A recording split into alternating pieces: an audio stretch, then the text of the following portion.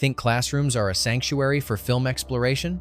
Think again. Beneath the polished analyses and carefully curated screenings lies a hidden archive.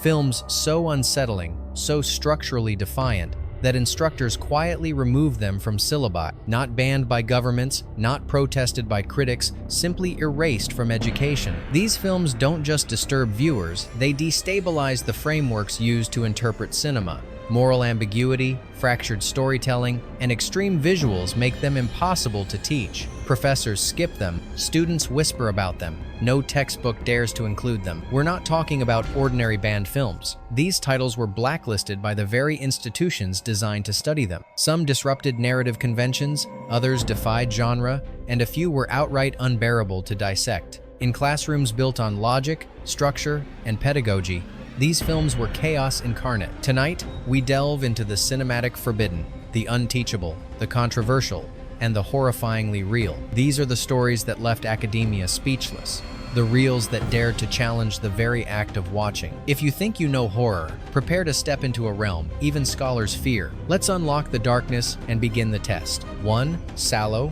or the 120 Days of Sodom.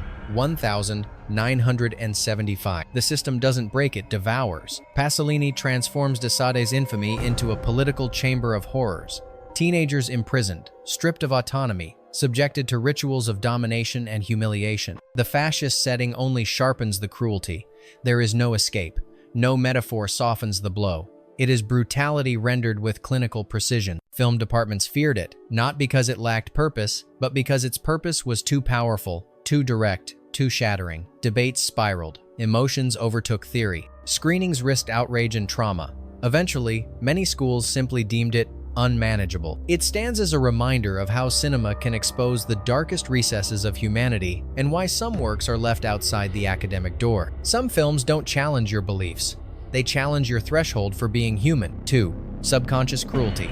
2000. The human psyche becomes the arena and the battleground. Karim Hussein crafts a series of vignettes that feel like fevered hallucinations. Bodies merging with earth, rituals soaked in blood, eroticism intertwined with decay. There is no clear plot, no moral center, only raw instinct and nightmarish symbolism. Academic screenings were short-lived. Students couldn't process it. Professors couldn't guide discussion. Every attempt at analysis was swallowed by the film's intensity. It bypasses the intellect entirely and plunges straight into visceral reaction. Classrooms rejected it because it didn't invite understanding, it demanded surrender. Some works probed the subconscious. This one claws at it. 3.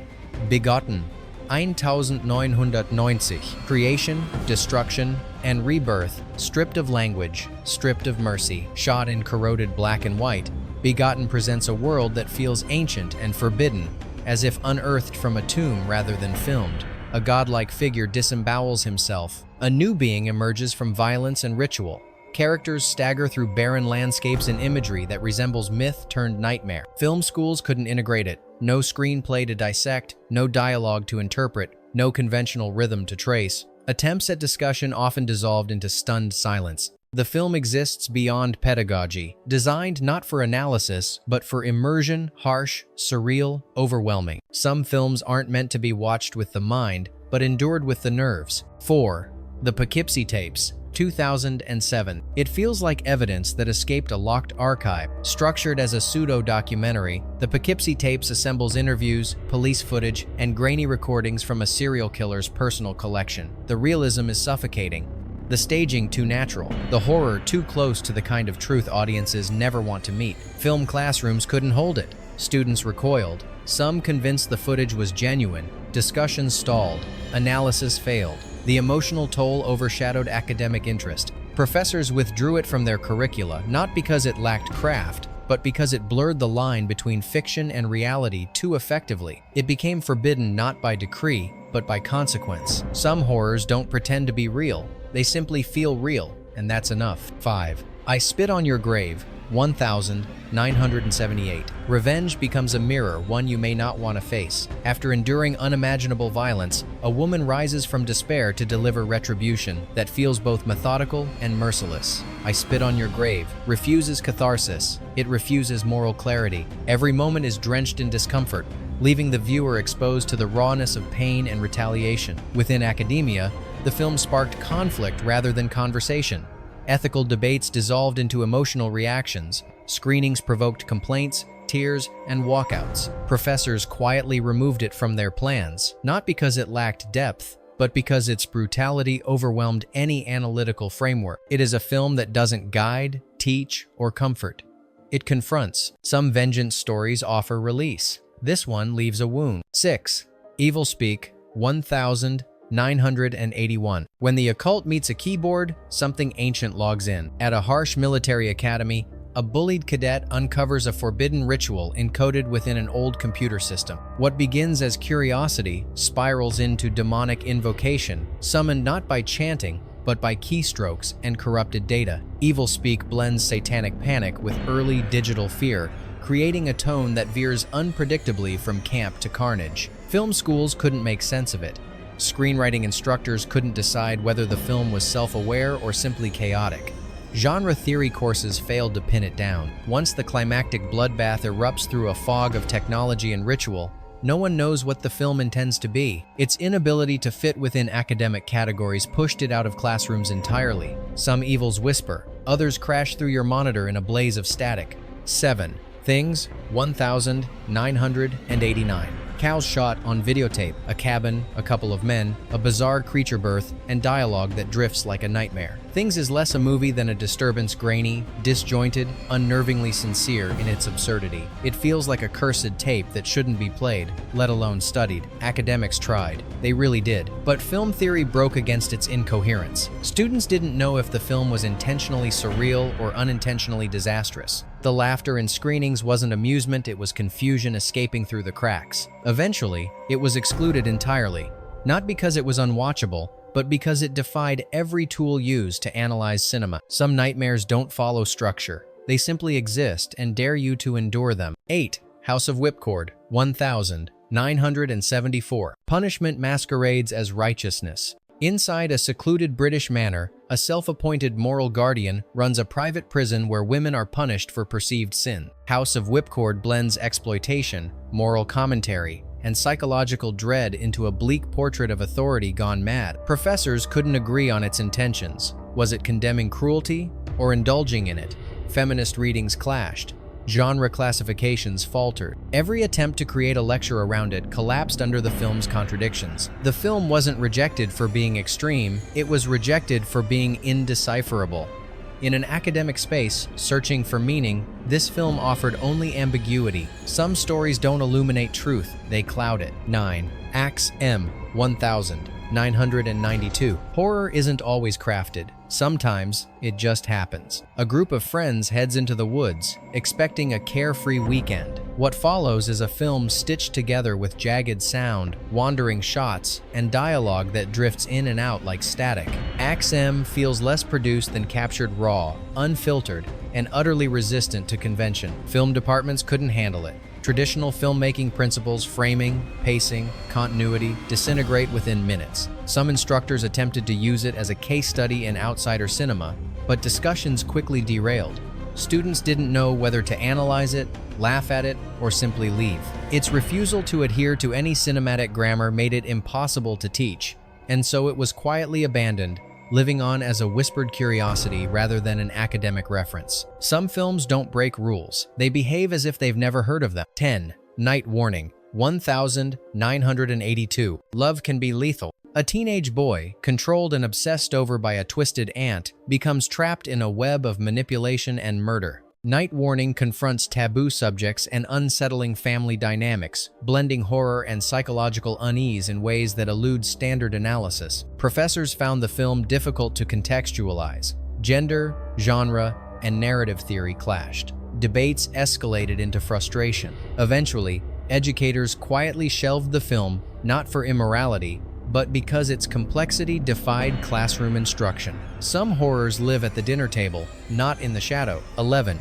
The Being, 1983. The real horror is the form itself. Set against a polluted town plagued by mysterious disappearances, The Being features a creature that is frightening, but the film's true terror is its chaotic construction. Scenes jump abruptly, dialogue falters, and the editing creates a pervasive sense of confusion. Film schools struggled. There was no arc to analyze, no rhythm to interpret. Even experimental film courses hesitated to include it. Students and instructors alike were left disoriented, unable to extract teachable points from its fractured narrative. When a movie collapses its own rules, the classroom cannot survive it. 12. Demented, 1980. Trauma has no structure, and neither does this story. Linda Rogers returns home after a violent attack, her mind fragmented, reality blurred, and vengeance simmering.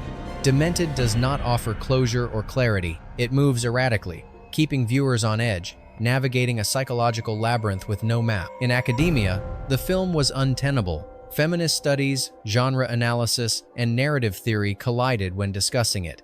Educators could not frame it safely. Students left class unsettled, grappling with emotions the film provoked rather than analytical insights. This was a film that couldn't be contained, dissected, or taught. It existed as a raw confrontation with trauma, and that very intensity kept it from any syllabus. Some films instruct, others linger as unresolved wounds. 13. The Swarm, 1978. The insects are only part of the chaos. A killer bee outbreak in Texas promises disaster horror, but the film delivers narrative anarchy, fragmented subplots, uneven pacing, and characters who appear and vanish unpredictably. It's a disaster movie that collapses under its own ambition. Film schools couldn't use it as a teaching tool. Story structure instructors found it incomprehensible.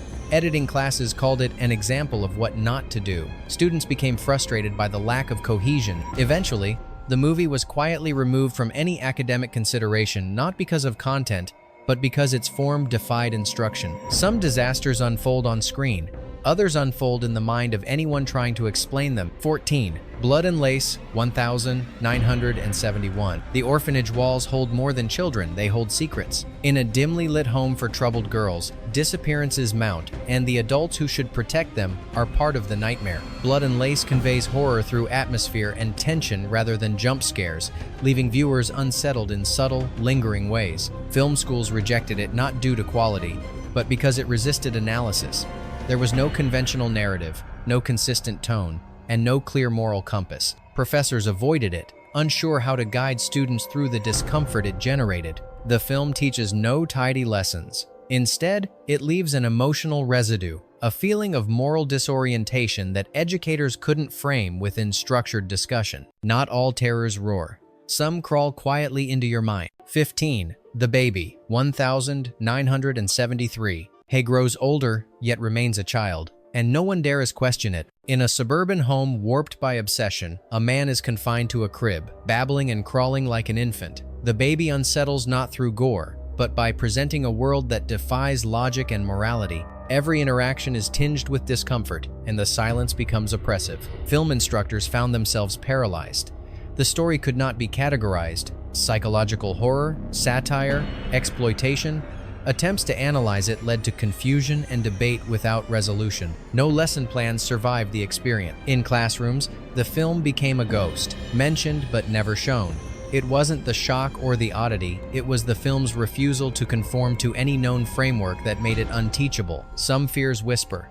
This one lingers long after the lights go out. Bonus pick, Trash Humpers, 2009. Before we close this chapter, one more forbidden reel waits in the dark. Harmony Korine's Trash Humpers unfolds like a corrupted tape pulled from a ruined basement. Figures in grotesque elderly masks roam suburban streets, muttering, laughing, destroying objects, and performing acts that feel equal parts childish and monstrous. There is no narrative spine, no emotional arc, only repetition, degradation, and a haunting sense that the camera is capturing something it shouldn't. To film schools, this wasn't cinema, it was a provocation, a rejection of form so absolute that professors couldn't anchor discussions. Attempts to contextualize it collapsed as quickly as they began. Students asked if it was a prank, others demanded to know why it existed at all. Every question led to deeper confusion. Its lo-fi visuals, harsh lighting, blown-out color, muffled sound underscore its rebelliousness. Korine crafted it to resemble vandalism in film form, an assault on aesthetic norms. That intent alone placed it far beyond the reach of academic framework.